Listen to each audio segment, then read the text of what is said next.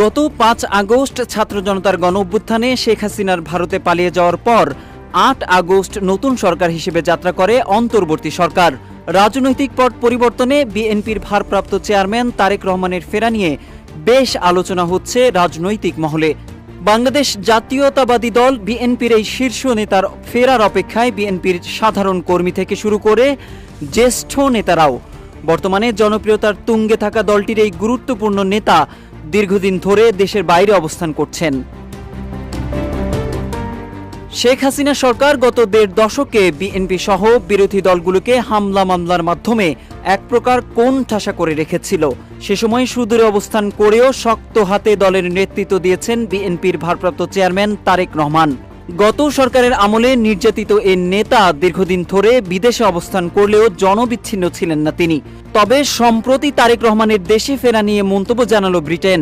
Double million offer, Walton fridge কিনে পেতে পারেন ২০ লক্ষ টাকা, রয়েছে কোটি কোটি টাকার নিশ্চিত উপহার। সম্প্রতি ২ দিনের সফরে ঢাকা এসেছেন যুক্তরাজ্যের পররাষ্ট্র দপ্তরের ইন্দো প্যাসিফিক বিষয়ক আন্ডার সেক্রেটারি ক্যাথরিন ওয়েস্ট। গত আগস্টে অন্তর্বর্তী সরকার গঠনের পর বাংলাদেশে এটি যুক্তরাজ্যের মন্ত্রী পর্যায়ের প্রথম কোনো সফর। তিনি বাংলাদেশের অন্তর্বর্তী সরকারের প্রধান ডক্টর মোহাম্মদ ইউনুস, পররাষ্ট্র উপদেষ্টা মোহাম্মদ তৌহিদ হোসেন সহ রাজনৈতিক নেতা, ব্যবসায়ী প্রতিনিধি এবং সুশীল সমাজের ব্যক্তিবর্গের সঙ্গেও বৈঠক করেছেন। এদিকে পররাষ্ট্র উপদেষ্টা মোহাম্মদ তৌহিদ হোসেনের সঙ্গে সাক্ষাৎ শেষে ক্যাথরিন ওয়েস্ট সাংবাদিকদের সঙ্গে কথা বলেন। এ সময় তারেক রহমানের দেশে ফেরার বিষয়ে জানতে চাইলে ক্যাথরিন ওয়েস্ট জানান, লন্ডনে থাকা বিএনপির ভারপ্রাপ্ত চেয়ারম্যান তারেক রহমানকে দেশে ফেরাতে চাইলে সহায়তা করবে ব্রিটেন।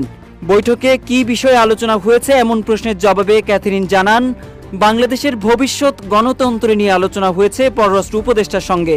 এছাড়া বাংলাদেশে গণতন্ত্র ফেরাতে ডক্টর ইউনুস রূপরেখা ঘোষণা করবেন আশা ব্রিটেনের। সেই সঙ্গে রাজনীতির মাঠে সবার জন্য লেভেল প্লেয়িং ফিল্ড প্রত্যাশা করে যুক্তরাজ্য।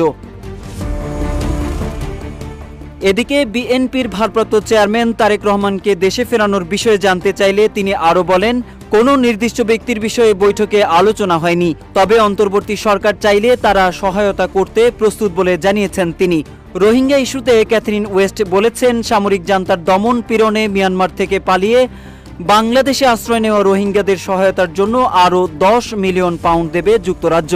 এছাড়া পাচার করা বিলিয়ন বিলিয়ন ডলার অর্থ ফিরিয়ে আনতে বাংলাদেশকে পূর্ণ সহায়তার কথাও জানান তিনি। বিএনপির দাবি, গত ১.৫ দশকে বিএনপির নেতাকর্মীদের বিরুদ্ধে মামলা হয়েছে ১.৫ লাখ, যেখানে আসামির সংখ্যা ছাড়িয়েছে অর্ধ কোটির মতো। দলটির ভারপ্রাপ্ত চেয়ারম্যান তারেক রহমানের বিরুদ্ধেও বেশ কিছু মিথ্যে মামলা রয়েছে। ২০০৭ সালে সেনা সমর্থিত তত্ত্বাবধায়ক সরকারের আমলে আটক হয়েছিলেন তারেক রহমান। পরে তিনি জামিনে মুক্ত হয়ে ২০০৮ সালের ১১ সেপ্টেম্বর লন্ডনে চলে যান। ২০১৮ সালে বিএনপি চেয়ারপারসন খালেদা জিয়াকে দুর্নীতির মামলায় কারাদণ্ড দেওয়ার পর দলের ভারপ্রাপ্ত চেয়ারম্যানের দায়িত্ব গ্রহণ করেন তারেক রহমান।